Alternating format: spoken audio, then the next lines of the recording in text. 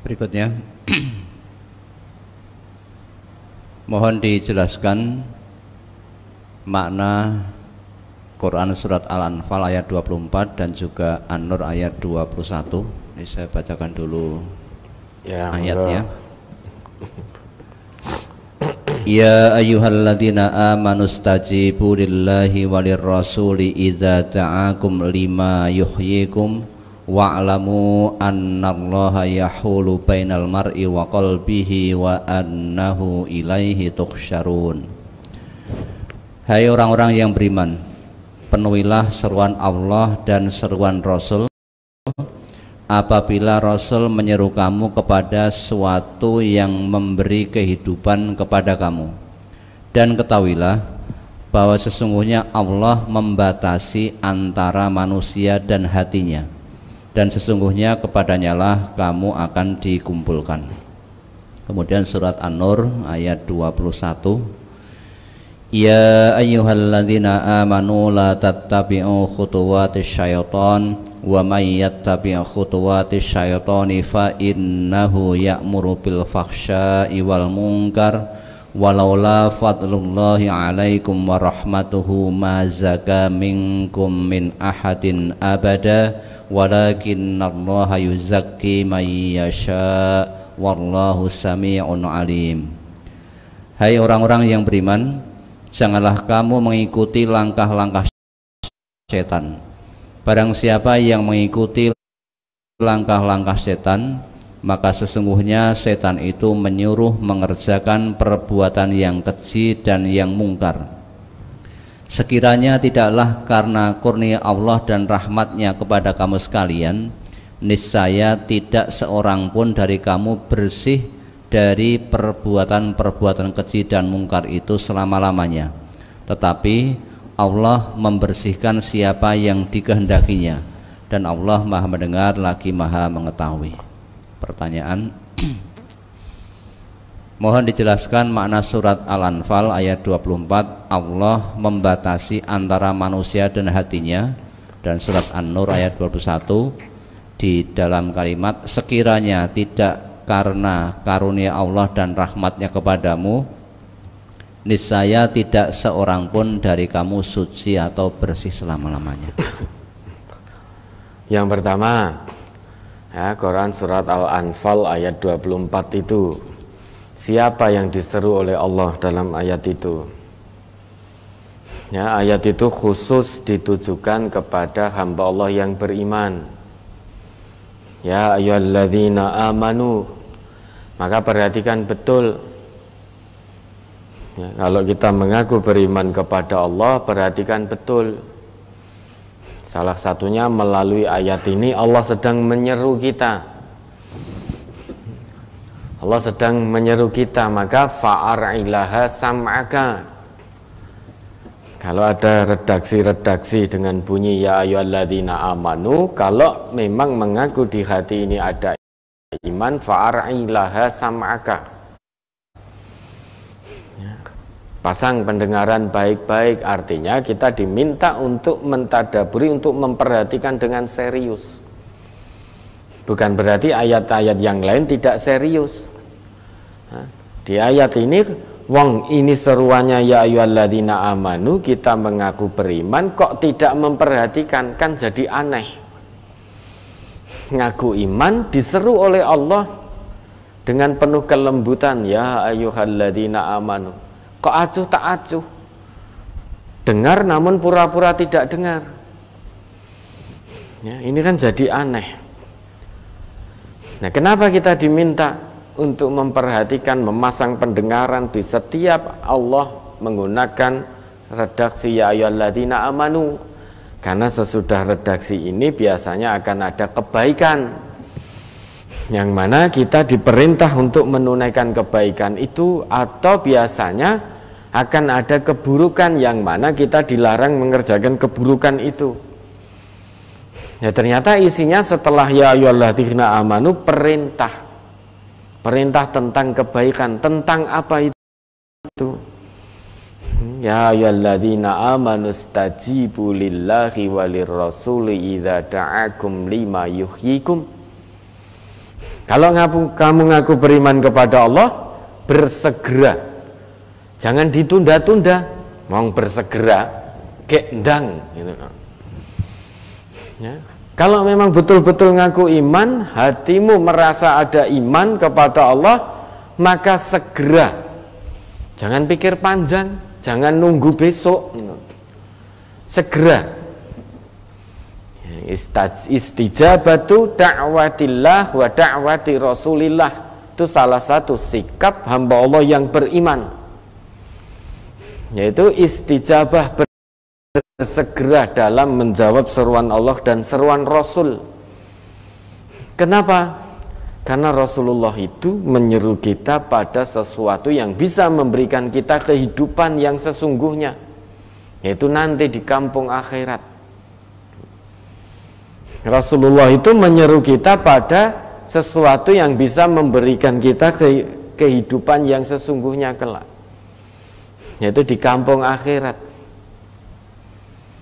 Maka apapun yang menjadi seruan Rasul itu untuk seruan mendapatkan keridhaan Allah, kehidupan yang sesungguhnya, bukan hanya sebatas kehidupan di dunia. Kalau kehidupan dunia ini akan selesai, dan ini bukan kehidupan yang sesungguhnya. Wa ma hadhil hayatud dunya illa lahwun wa la'ib wa inna daral akhirah lahiyal hayawanu law kanu ya'lamun. Kata Allah di dalam Quran surat Al-Ankabut surat 29 ayat 64 begitu. Ya, kehidupan dunia ini hanya sendaguro yang melalaikan kita dari jalan Allah, melalaikan kita dari akhirat.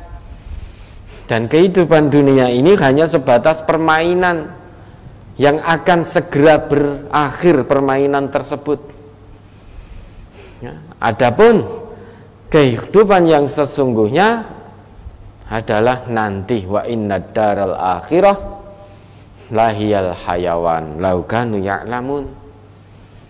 Kehidupan yang sesungguhnya itu adalah nanti di kampung akhirat. Itu pun jika manusia mengetahui. Kalau manusia mengetahui bahwa kehidupan yang sesungguhnya, kehidupan yang abadi, tidak kenal mati lagi nanti di kehidupan itu, tentu dia akan mempersiapkan. Wal tanzur nafsum ma qaddamat lighad. Dia akan mempersiapkan bekal yang akan dia bawa menghadapi pertemuan yang agung itu. Dia akan menyiapkan bekal menghadapi hari esok. Maksudnya hari kematian dan juga hari perjumpaannya dengan Allah. Itu orang yang mengetahui.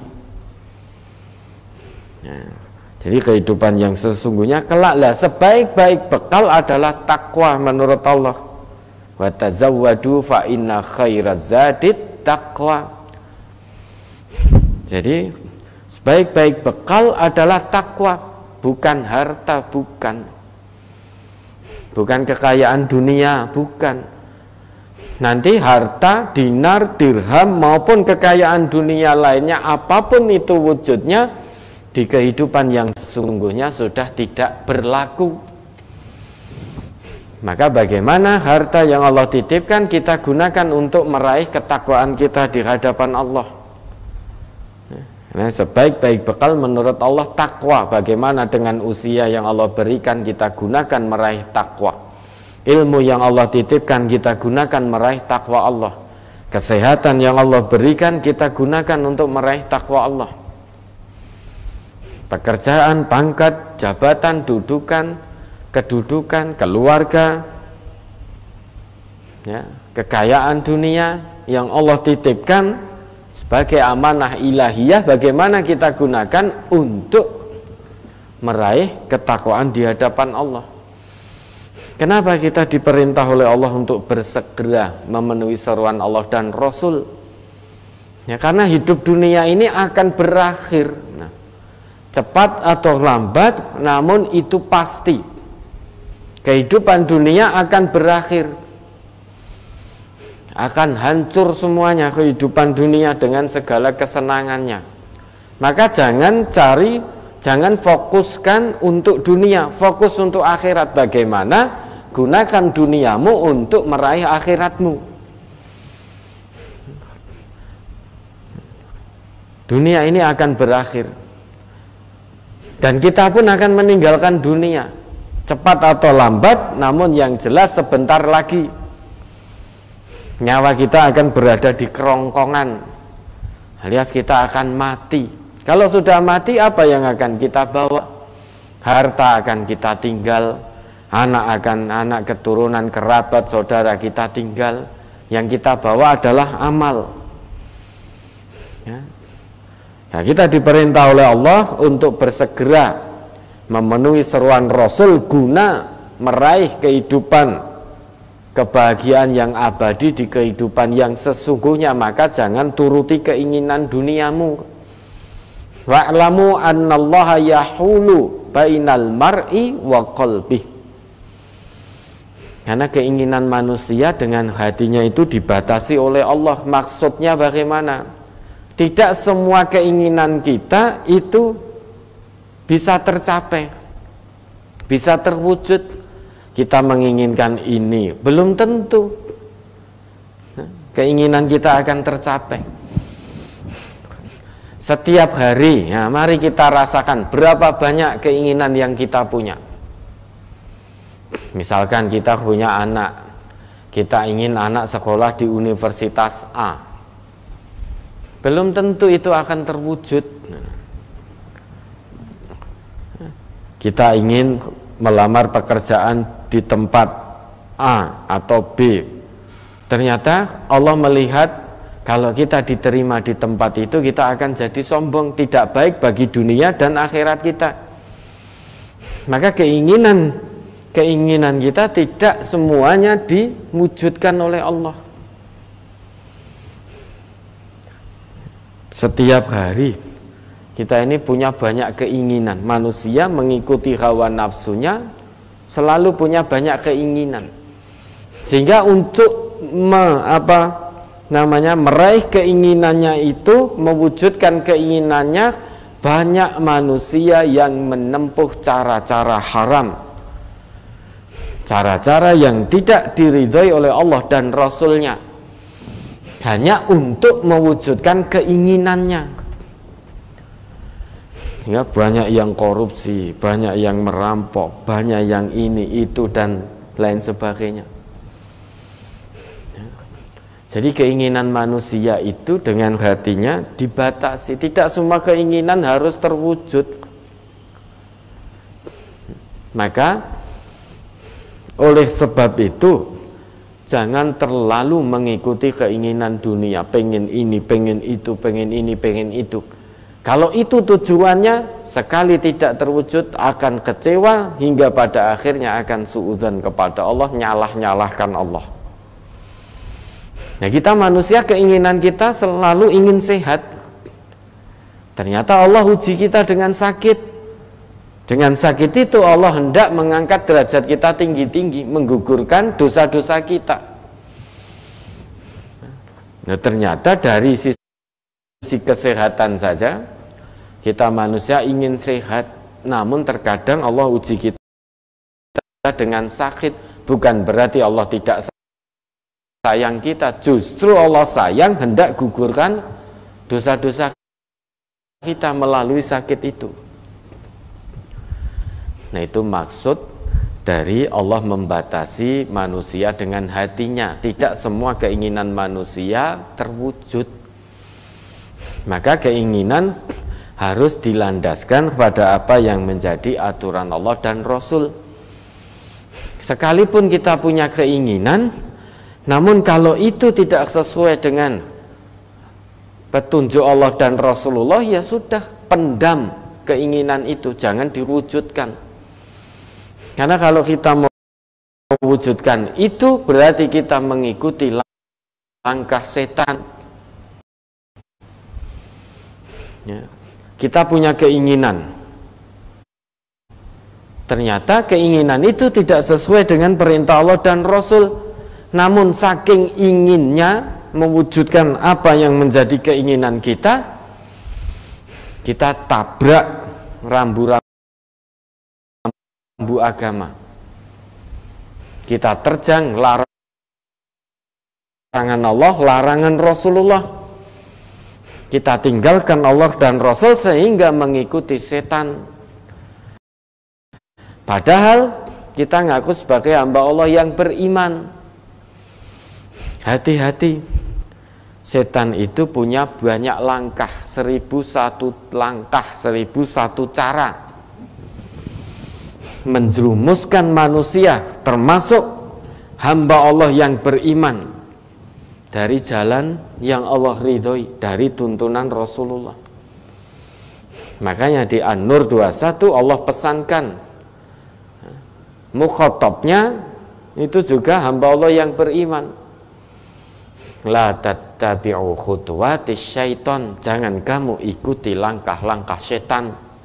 Khutuwat jamak dari khutwah, sehingga setan itu punya banyak langkah.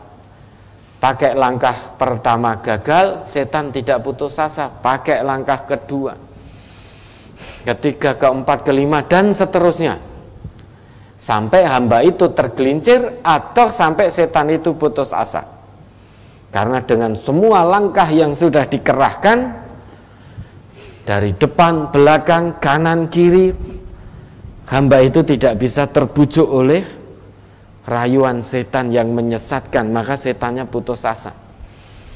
Namun ternyata banyak pula orang yang ngaku Islam, ngaku iman lesannya, namun setan baru gunakan satu langkah, ternyata sudah tergelincir kita. Padahal Allah melarang, misalkan Allah larang jangan sombong, wala tamshi fil ardi maraha. Jangan kamu berjalan di atas muka bumi ini dengan kesombongan.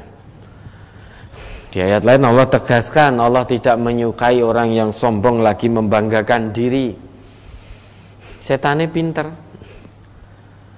Kebetulan yang bersangkutan punya, dititipi Allah mobil yang mewah, setannya masuk baru satu langkah. Nah, hamba itu sudah sombong dengan mobil mewahnya, sudah tergelincir, sehingga setan tidak butuh langkah kedua, ketiga, keempat untuk menggelincirkan hamba tersebut. Baru langkah pertama saja sudah tergelincir. Contoh lagi, Allah perintahkan jaga sholatmu dengan baik. Sholat ini kana ta'alal mu'minin kitabam mauquta,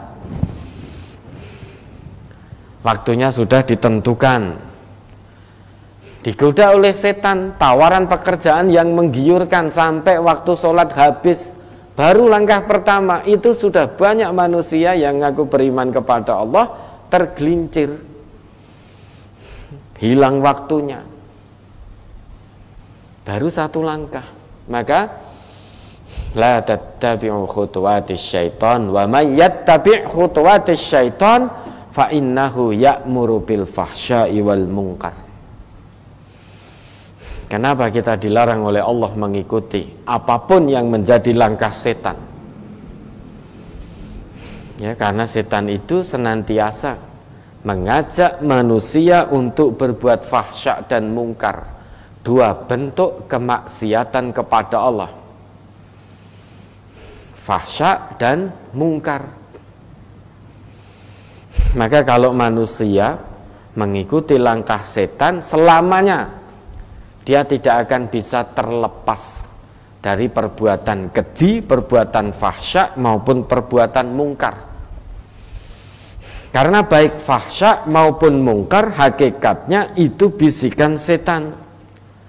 Maka kalau ada manusia yang terus mengikuti bujuk rayu setan, selamanya, abadan, selamanya dia tidak akan bisa terbebas, terlepas dari perbuatan keji dan mungkar, sekalipun tata lahirnya setiap hari dia juga senantiasa mengerjakan sholat, hanya sebatas menggugurkan kewajiban. Fungsi sholatnya tanha anil fasya wal mungkar tidak berfungsi.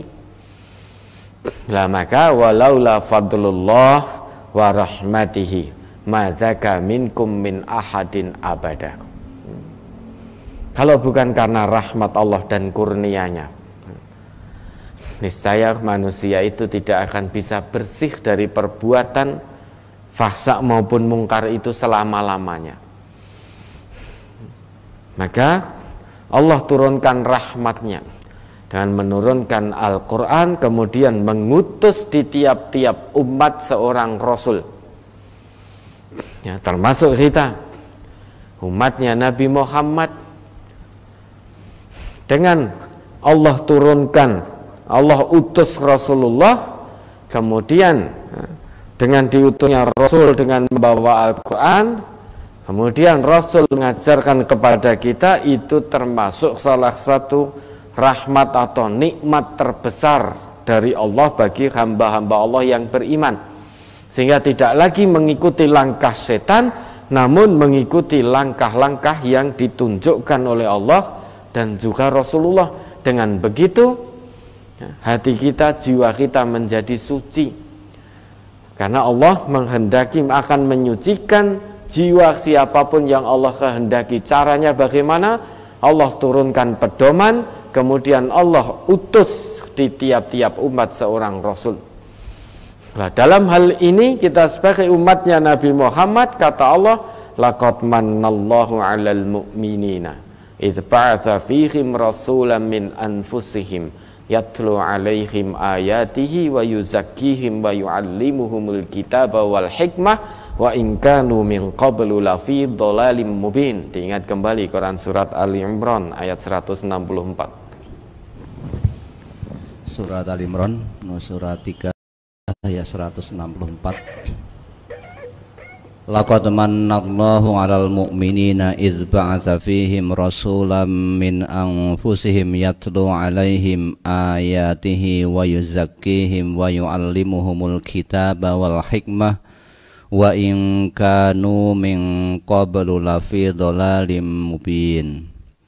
Sungguh Allah telah memberi karunia kepada orang-orang yang beriman ketika Allah mengutus di antara mereka seorang rasul dari golongan mereka sendiri, yang membacakan kepada mereka ayat-ayat Allah, membersihkan jiwa mereka, dan mengajarkan kepada mereka Alkitab dan Al-Hikmah.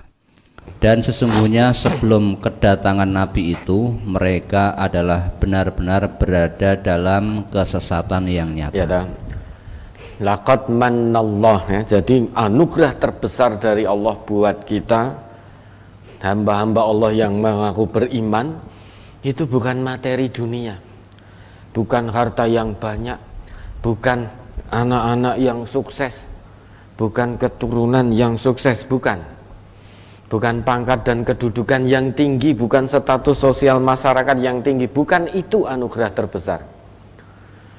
Ternyata anugerah terbesar dari Allah buat hambanya yang beriman saat Allah utus seorang Rasul dari kalangan kita, maksudnya dari jenis manusia, ya.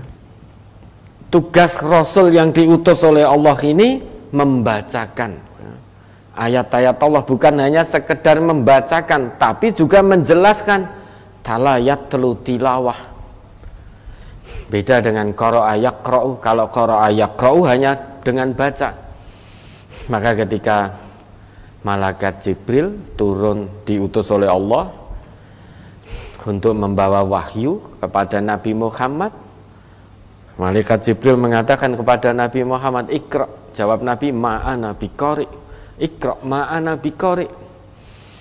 Kalau qara'a yaqra'u itu hanya membaca. Namun kalau tala yatlu, membaca dan menjelaskan, membaca dan menjelaskan maknanya. Maka tugas Rasul yang diutus oleh Allah tadi yaitu untuk membacakan serta menjelaskan ayat-ayat Allah. Nah, dengan ayat-ayat itu maka seorang yang mau menerima penjelasan ayat-ayat Allah, hatinya, jiwanya akan tenang, jiwanya akan suci.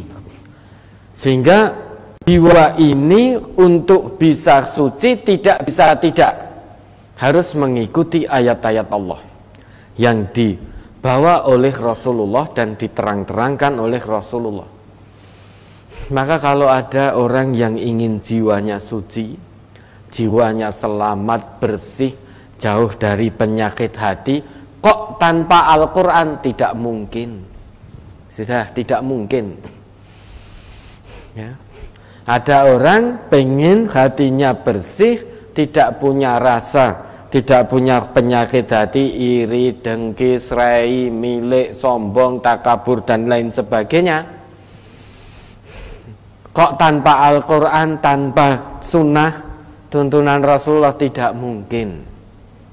Karena ini urutan ayatnya begitu. Untuk bisa menyucikan jiwa seseorang harus dibacakan dan dijelaskan dulu ayat-ayat Allah. Dengan begitu hati seseorang akan suci. Kalau jiwa sudah suci, jiwa sudah bersih, maka dia baru siap menerima pengajaran. Maka urutan berikutnya, wa yu'allimuhumul kitaba wal hikmah wa in kanu min qablu lafi dhalalim mubin. Kalau jiwa seseorang sudah suci, sudah bersih, maka siap menerima pengajaran. Nah, dulu ayat-ayat Makkiyah itu semuanya berisi tentang ketauhidan, mengisahkan Allah, pokoknya meluruskan akidah dulu, meluruskan tauhid dulu. Belum ada ayat-ayat, belum turun ayat-ayat tentang syariat, tentang ilmu di situ dan lain sebagainya. Pokoknya tentang tauhid dulu, yang Makkiyah itu. Lah baru setelah jiwa bersih, jiwa suci, yakin bahwa Allah itu Maha Esa, tidak ada Tuhan yang berhak disembah selain Allah, baru turun ayat-ayat berikutnya yang berisi tentang ilmu. Maka wa yu'allimuhumul kitaba wal hikmah. Sehingga jiwa yang bersih, yang suci, jauh dari penyakit hati, itu jiwa yang siap untuk menerima pengajaran Al-Quran dan pengajaran hikmah dari sunnah-sunnah Rasulullah. Tanpa itu manusia akan selalu berada dalam kesesatan yang nyata. Tanpa jiwa yang suci, tanpa pengajaran Quran dan sunnah, manusia akan berada dalam kesesatan yang nyata. Lah, dengan cara inilah Allah mensucikan jiwa seseorang. Bukan Allah dalam arti tebang pilih, oh fulan saya sucikan jiwanya, oh fulan tidak usah. Bukan begitu. Sebetulnya Allah itu sudah menghendaki semua hambanya itu suci jiwanya. Terbukti semua manusia diciptakan oleh Allah, disempurnakan. Hatta Fir'aun pun, sampai Fir'aun pun juga dibekali dengan fitrah. Fitrah itu kesiapan untuk mengikuti agama tauhid dan siap mengamalkan agama tauhid itu dalam kehidupan sehari-hari. Nah, tinggal manusianya saja. Ada yang mengambil petunjuk Allah tersebut, ada yang berusaha untuk meraih petunjuk Allah sehingga jiwanya menjadi suci. Namun tetap ada manusia yang tetap dalam kesesatan. Faminhum man hadallah wa minhum man haqqat alaihi dhalalah. Ada yang tetap dalam kesesatan. Setelah datang petunjuk yang terang, yang gamblang, ayat-ayat Allah dijelaskan oleh Rasulullah, kemudian Rasulullah memberikan pengajaran-pengajaran, dan dengan pengajaran Rasul itu jiwa seseorang bisa suci. Namun manusia tetap memilih jalan kesesatan, tetap mengikuti setan dengan banyak langkah yang dimilikinya.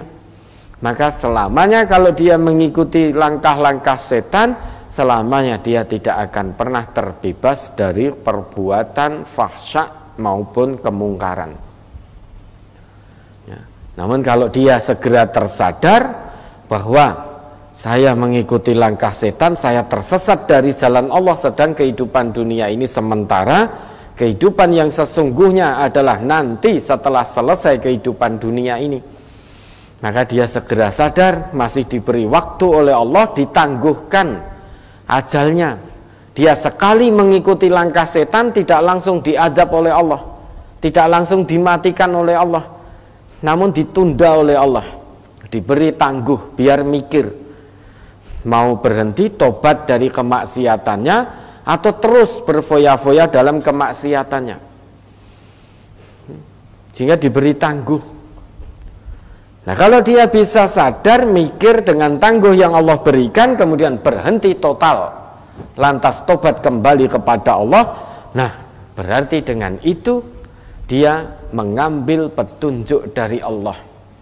Hatinya menjadi suci, jiwanya bersih, sehingga dia terhindar dari perbuatan fahsya dan mungkar karena rahmat dan karunia Allah, anugerah dari Allah. Laqad manna beda dengan an'ama. Kalau manna itu kenikmatan dari Allah tanpa putus, terus bersambung.